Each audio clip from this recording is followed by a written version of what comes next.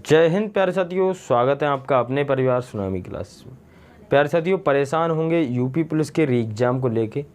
तो मैं आज इन बातों को लेके कुछ भाई बहुत ही बुरा हो रहा है हमारे साथ। जो स्टूडेंट हैं मुझसे जुड़े हुए हैं, मेरे भाई बहन, उनके साथ देखो बहुत ही ज़्यादा अन्याय हो रहा है। तो भाई सभी बातों पर मैं चर्चा करने वाला हूँ। धैर्य बना के रखना, ज़्यादा डिमोटिवेट फील मत करो, एग्ज़ाम जल्दी होगा, ठीक है। इतनी बातों का आप ध्यान से रखना। जो मैंने 4 पॉइंट लिखे हैं, क्या अब अगस्त के बाद होगा री एग्ज़ाम?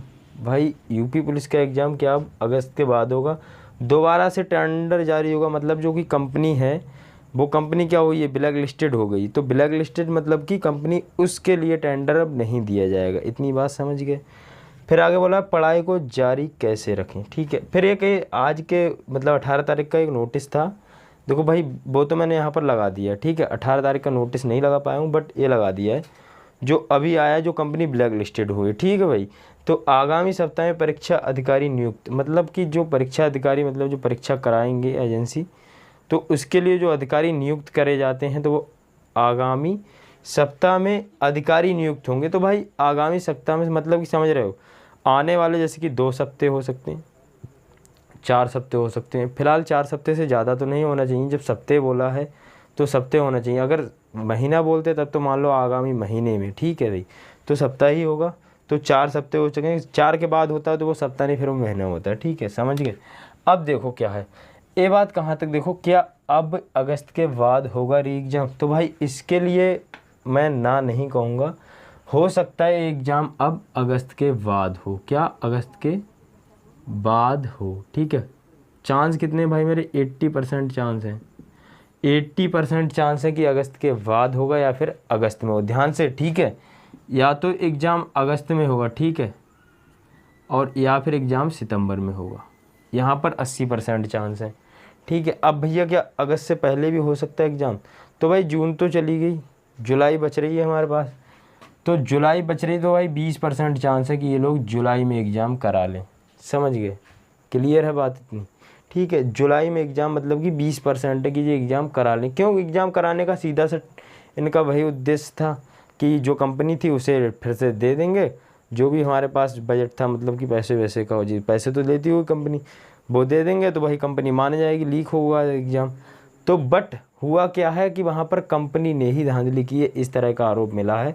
और जो कंपनी का भाई मेरे वो मुखिया होता है, मतलब कि या फिर कहो या जो भी कहो आप, वो होता है, या संस्थापक कहो, तो भाई जो उसका हेड है, ठीक है, तो वो हेड से मतलब कि जो मतलब वो कहाँ दूसरे देश में चला गया है, तो भाई उससे मतलब कोर्ट ने भेजा था संबल उसके लिए, तो भाई वो वापस नहीं लौटा था, ठीक है, वापस नहीं लौटा था। 4-5 बार भेजा गया, तो उसे डायरेक्ट कंपनी के लिए क्या कर दिया गया, ब्लैक लिस्टेड कर दिया। तो ये कंपनी तो अब एग्ज़ाम नहीं कराएगी, और मुझे उम्मीद भी है पूरी कि अब कंपनी एग्ज़ाम ये नहीं कराएगी या दूसरी एग्ज़ाम कराएगी। तो हो सकता है कि एग्ज़ाम साफ़ सुथरे ढंग से हो, ठीक है। फिर देखो दोबारा से टेंडर जारी होगा, इसकी मैं बात करूं भाई, ये बात सत्य होगी, ये बात सत्य होगी, ठीक है, ये बात सत्य होगी। दोबारा से कंपनियों का टेंडर जारी हो, या हो सकता है भाई ये गुपचुप कर लें कुछ, इनका यही जाने, आयोग जाने, ठीक है। बट ये दोबारा से कंपनी, अगर इन्होंने ठीक ढंग से किसी कंपनी को दिया, जैसे TCS वगैरह कई कंपनियां हैं, तो भाई उसके लिए दिया, तो हो सकता है दोबारा से मतलब टेंडर निकाले जाएं। जब दोबारा से टेंडर निकलेंगे तो एग्ज़ाम अगस्त के बाद जाएगा। ये बात श्योर है कि अगर दोबारा से टेंडर निकला तो एग्ज़ाम सितंबर में जाएगा, सितंबर अक्टूबर में चला जाए, कोई पता नहीं, ठीक है। अब यहाँ पर देखो, यहाँ पर भाई क्या है कि पढ़ाई को जारी कैसे रखें। बहुत बड़ी दुविधा होती है जब हमारे पास एग्ज़ाम का पता नहीं होता है कि कब एग्ज़ाम हो और हमारी पढ़ाई नहीं चल रही होती। तो पढ़ाई को कैसे जारी रखें? पढ़ाई को जारी रखने का भाई एक ही टारगेट है। आप टारगेट बनाओ। क्या टारगेट बनाओ? टारगेट बनाओ कि मुझे मैथ, रीजनिंग, ठीक है, रीजनिंग और हिंदी, क्या हिंदी, ठीक है, और हमारे पास क्या आ गया, GK प्लस GS, ठीक है। इसके लिए क्या करना है मेरे भाई, जितने भी दिन मिले हमारे लिए, इसके लिए भाई मेरे पूरी तरह से तैयार करना है, पूरी तरह से तैयार करना है। टारगेट रखना है 250 प्लस नंबर का, ठीक है, 250 प्लस नंबर। क्लियर मेरे भाई? 250 प्लस नंबर आने चाहिए, ये टारगेट रख के चलो। डिमोटिवेट फील करोगे ही नहीं। टारगेट बना दो कि 250 प्लस नंबर लेके आने, मुझे जिस दिन 250 प्लस नंबर आ गए मैं उस दिन सिलेक्ट हो जाऊंगा। इस तरह से टारगेट बना लो, कोई दिक्कत नहीं होगी, ठीक है। खुद को मोटिवेट कैसे रखें, यही तरीका है एक अच्छा। और बाकी अगर आप सोच रहे हैं कि भाई जिस दिन डेट आएगी मैं उस दिन से तैयारी करूंगा, तो भाई गलत सोच रहे हो, ठीक है भाई, बिल्कुल गलत बात है।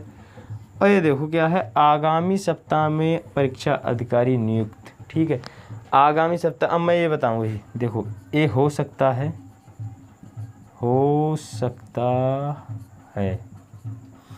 कि ये 2 सप्ताह में हो जाए, 2 वीक में हो जाए, या 3 वीक में हो जाए, या 4 वीक में हो जाए, ठीक है। इससे ज़्यादा समय मतलब आगामी मतलब परीक्षा अधिकारी को नियुक्त करने में नहीं लगने चाहिए, क्योंकि जो इनने बात बोली थी 18 जून का था भाई मेरे नोटिस, ठीक है।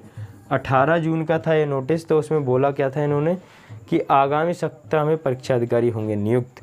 तो भाई ये बात सही होगी, परीक्षा अधिकारी नियुक्त होंगे तो 4 सप्ताह से पहले होने चाहिए। अगर 4 सप्ताह के बाद होते तो इनको ऐसा बोलना चाहिए था कि भाई मेरे 1 महीने या फिर 2 महीने में या फिर कुछ महीनों में होंगे परीक्षा अधिकारी नियुक्त। समझ गए इतनी बात, कोई दिक्कत नहीं है। अब मैं आपके लिए बता दूं कि अगर कोई भाई आरपीएफ की पढ़ाई करना चाहते तो भाई चैनल पे जुड़ जाओ, वो प्लेलिस्ट बनी पड़ी है हिंदी नहीं सॉरी मैथ और रीजनिंग की, ठीक है। और बाकी यूपी पुलिस या फिर किसी एग्ज़ाम के लिए जो लेटेस्ट वैकेंसी आती हैं उसके लिए जानकारी सटीक देता हूँ भाई। मेरी वीडियो तुरंत आती है, जैसे ही कोई वैकेंसी आई तुरंत वीडियो आती है। एग्ज़ाम प्रिपरेशन के लिए भाई मेरे स्पेशल मोटिवेट करता रहता हूँ मैं। और दूसरी चीज़ कि अगर कोई वैकेंसी का सिलेबस है वो भी यहाँ पर मिल जाएगा, कोई चैप्टर आपका वीक है वो भी यहाँ पर मिल जाएगा। कमेंट करें कि भैया ये चैप्टर पढ़ा दो, भाई मेरे बिल्कुल पढ़ाऊँगा मैं, ठीक है।